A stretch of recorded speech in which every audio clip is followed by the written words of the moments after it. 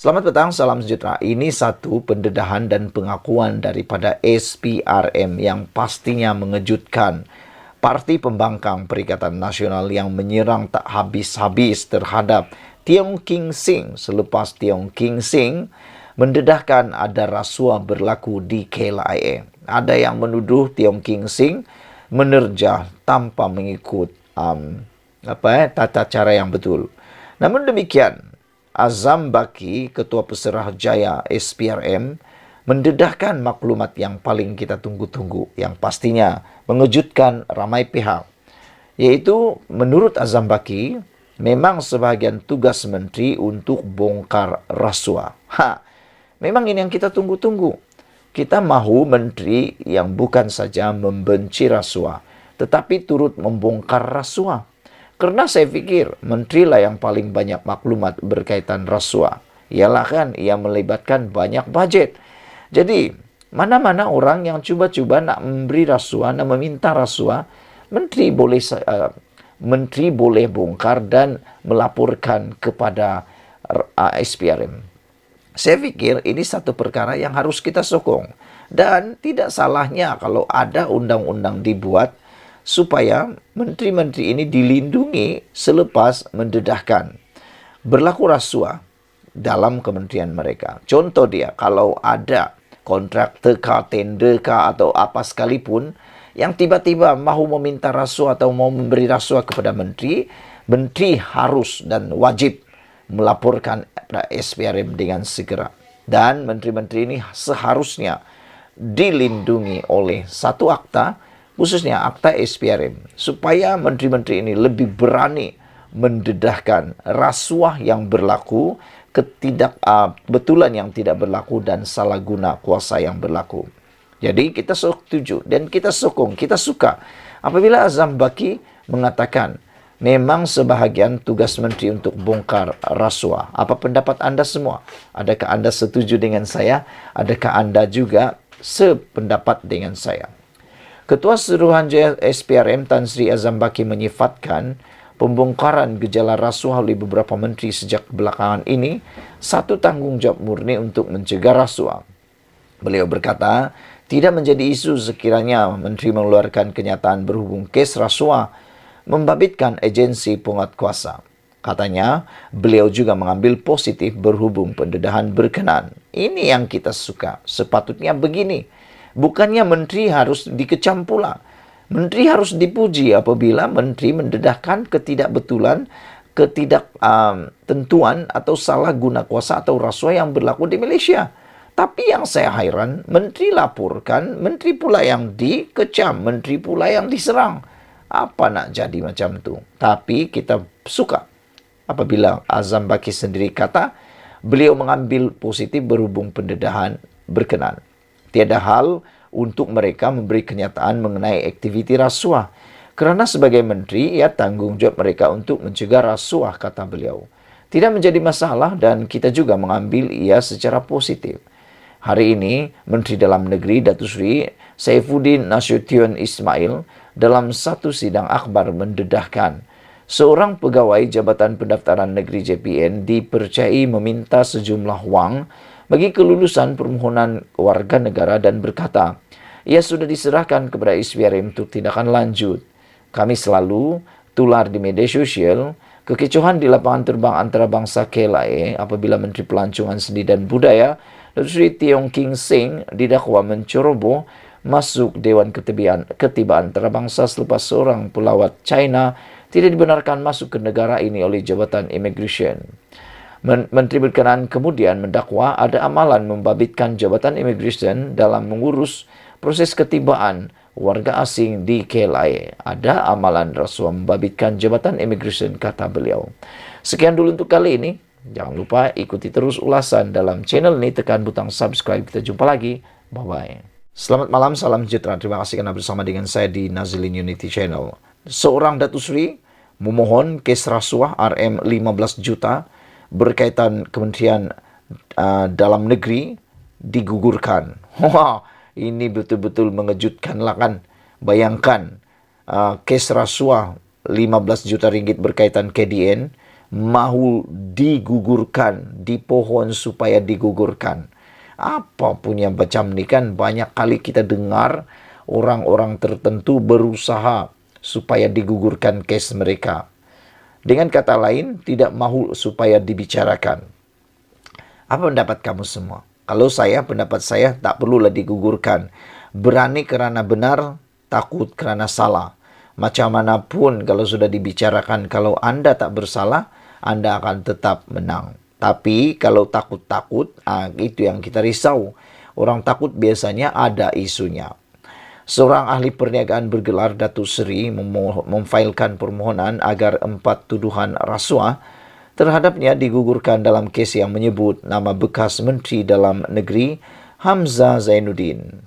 Sim Chotiam memfailkan permohonan itu di Mahkamah Session Kuala Lumpur 2 hari lalu agar dia dilepaskan tanpa dibebaskan di NAA terhadap 4 pertuduhan rasuah berjumlah RM15 juta. Menurut salinan permohonan, Sim berkata 4 pertuduhan itu bertentangan dengan Seksyen 153 dan 154 Kanun Tata Cara Jenayah yang mewajibkan perincian seperti masa dan tempat kesalahan itu didakwa berlaku dinyatakan. Dia juga mendakwa penyiasatan kes pada masa ini tidak lengkap. Pengurusan kes untuk permohonan itu yang dibuat mengikut Seksyen 173G KTJ dijadual pada 31 Julai ini. Sim juga memfailkan satu lagi permohonan mengikut Seksyen 51A KTJ agar pendakwaan memberikan beberapa pernyataan bertulis yang berpihak kepada tertuduh. Antaranya berkaitan dakwaan yang SPRM hanya merakam kenyataan Hamzah pada 10 Mei selepas Sim didakwa pada hari yang sama. Pada 10 Mei lalu, Sim 63 tahun mengaku tidak bersalah dan meminta dibicarakan ke atas 4 pertuduhan rasuah yang didakwa dilakukan antara Jun dan 30 Julai 2021. Dia dituduh melakukan kesalahan itu sebagai dorongan untuk Hamzah yang ketika itu Menteri Dalam Negeri semasa pentadbiran Perikatan Nasional untuk membantu Asia Coding Center Sdn Bhd untuk mendapatkan sebarang projek daripada agensi di bawah kementerian berkenaan. Sim dituduh meminta dan menerima rasuah daripada pengarah urusan Asia Coding Center, Hip Kim Hong, melalui Syed Abu Zafran Syed Ahmad. Tertuduh didakwa melakukan kesalahan itu di Solaris Duta Mas, Jalan Duta Mas 1 Kuala Lumpur. Pertuduhan didakwa mengikut Seksyen 16A dalam kurungan B Akta SPRM 2009 dengan Seksyen 24 dalam kurungan 1 Akta sama, memperuntukkan hukuman penjara maksimum tidak melebihi 20 tahun serta denda tidak kurang 5 kali ganda jumlah rasuah yang terlibat atau RM10,000 yang mana lebih tinggi jika tertuduh dapati bersalah. Dia dibenarkan diikat jamin RM1 juta dengan seorang penjamin dan diarahkan supaya menyerahkan pasportnya serta melaporkan diri di Ibu Pejabat SPRM terdekat di Kuala Lumpur sebulan sekali. Pada 11 Mei lalu, Hamzah yang juga ada ketua pembangkang mendakwa tindakan mengaitkan namanya dengan 4 pertuduhan rasuah. Dalam kes tersebut adalah sebagai muslihat politik yang bertujuan untuk mencemarkan nama baiknya. Mahkamah menetapkan perbicaraan penuh terhadap Sim akan dibuat selama 10 hari pada Mei tahun depan. Sekian dulu untuk kali ini. Jangan lupa tinggalkan komen Anda, ikuti terus ulasan selepas ini. Selamat petang, salam sejahtera. Ini satu keputusan yang paling mengejutkan kita berlaku di Malaysia. Bekas Setiausaha KBS, Kementerian Belia dan Sukan, Othman Arsad dihukum penjara 15 tahun dan didenda lebih RM283 juta selepas didapati bersalah atas pertuduhan rasuah dan penggubahan wang haram membabitkan lebih RM38 juta. Wow, ini memang satu keputusan yang benar-benar kita terkejut.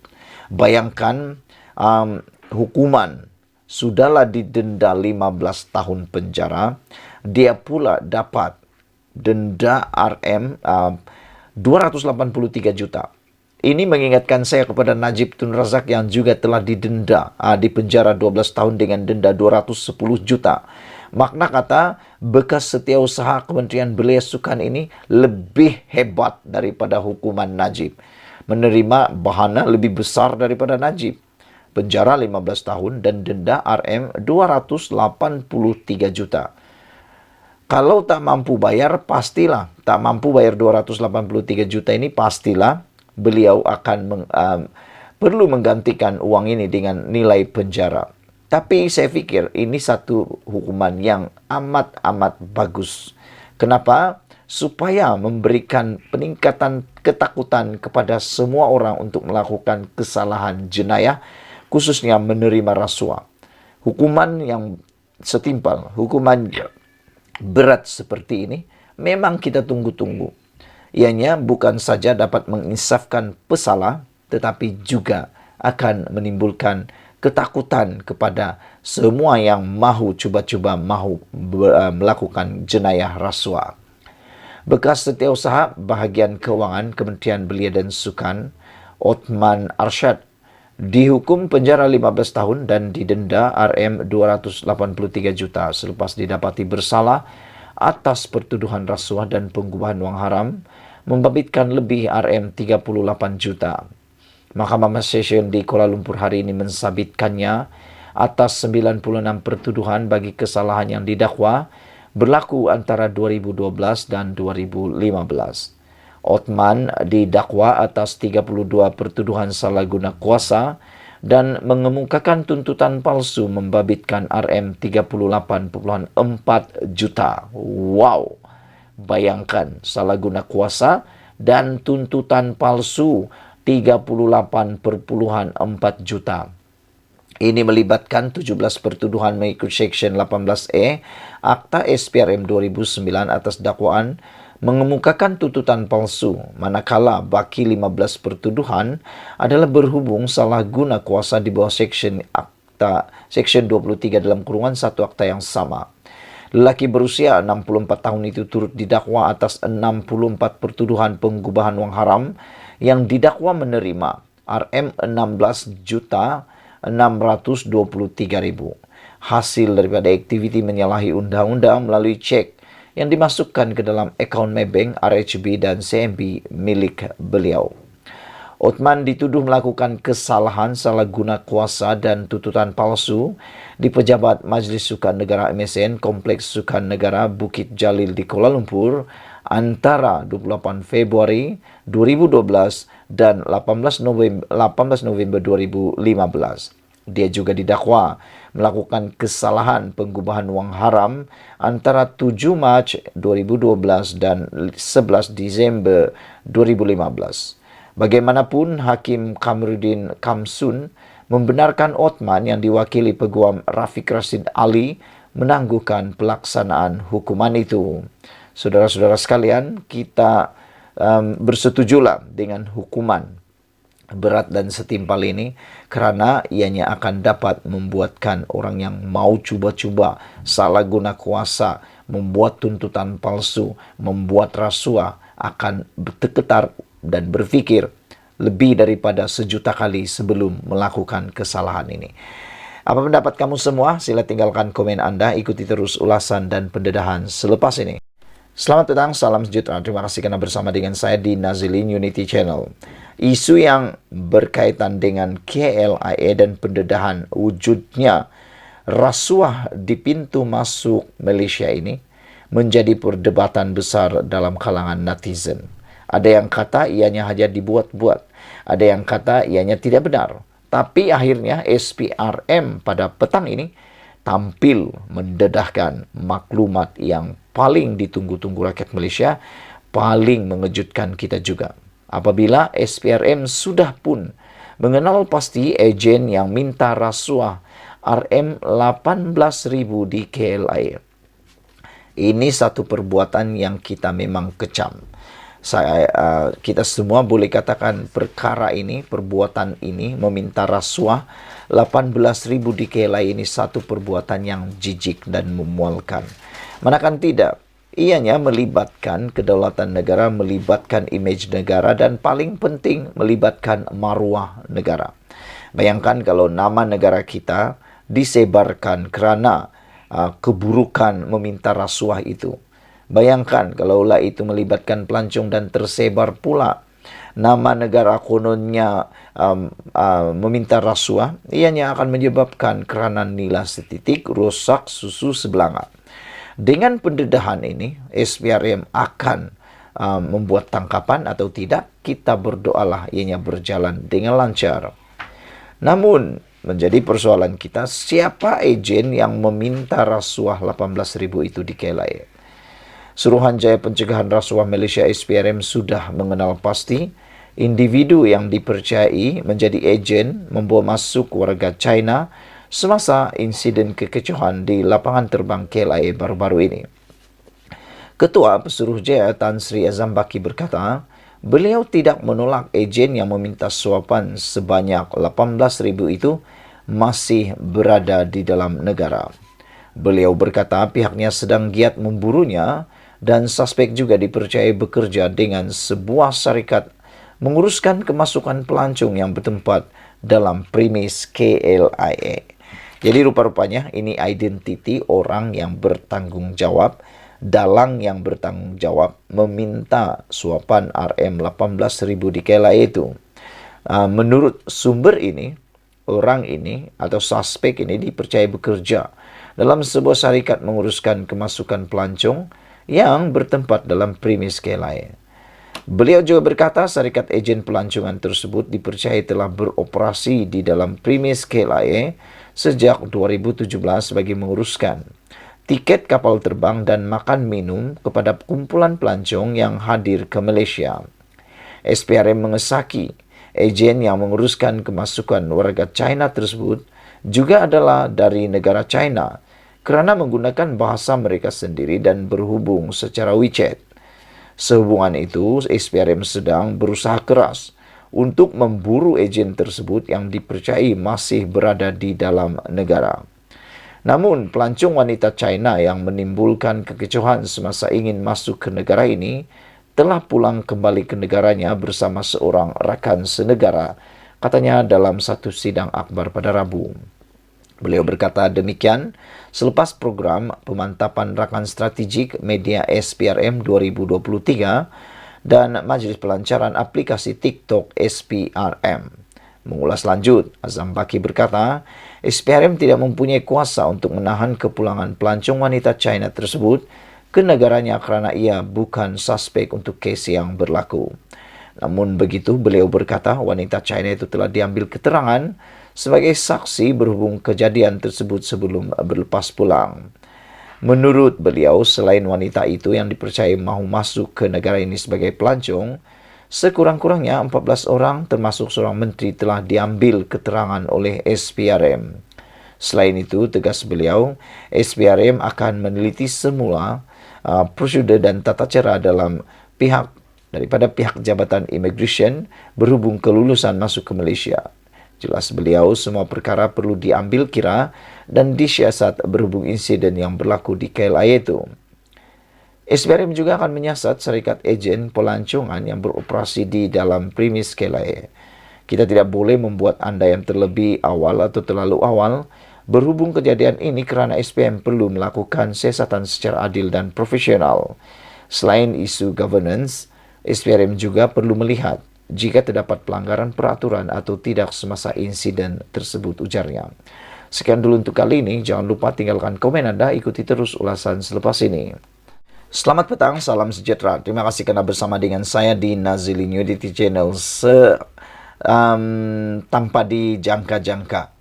Akhirnya, Menteri Keselamatan Dalam Negeri Saifuddin memaklumkan nama pegawai JPN minta suguhkan kepada SPRM. Wah, ini memang benar-benar menggemparkan kita. Makna kata, memang ada pegawai dalam Jabatan Pendaftaran Negara minta suguhkan kerana ianya bukan lagi cerita-cerita kosong.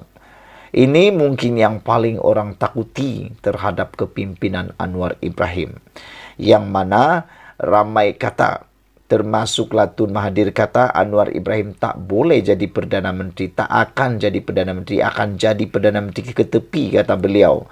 Tapi akhirnya Anwar Ibrahim menjadi juga Perdana Menteri dan sejak beliau menjadi Perdana Menteri, ramai jerung-jerung besar mula ditangkap, banyak isu-isu ataupun skandal-skandal besar mula terdedah. Puluhan tahun tak pernah kita tahu, akhirnya terdedah, dan ianya betul-betul menghairankan kita. Mengapa puluhan tahun tak pernah kita tahu? Mengapa puluhan tahun tak pernah kita dengar? Tapi sejak Anwar Ibrahim tampil menjadi Perdana Menteri, SPRM mula mendedahkan banyak perkara yang pelik-pelik tapi benar. Hari ini terbukti Saifuddin akan memaklumkan nama pegawai JPN minta suguhkan ke SPRM. Menjadi persoalan kita ialah siapakah pegawai JPN yang minta suguhkan ini. Dan tolong tinggalkan komen Anda semua. Kalau benar itu pegawai JPN ini didapati bersalah, apa agak-agaknya hukuman yang boleh diberikan kepada pegawai JPN ini? Kerana ia melibatkan kedaulatan negara, terutamanya kewarganegaraan kita.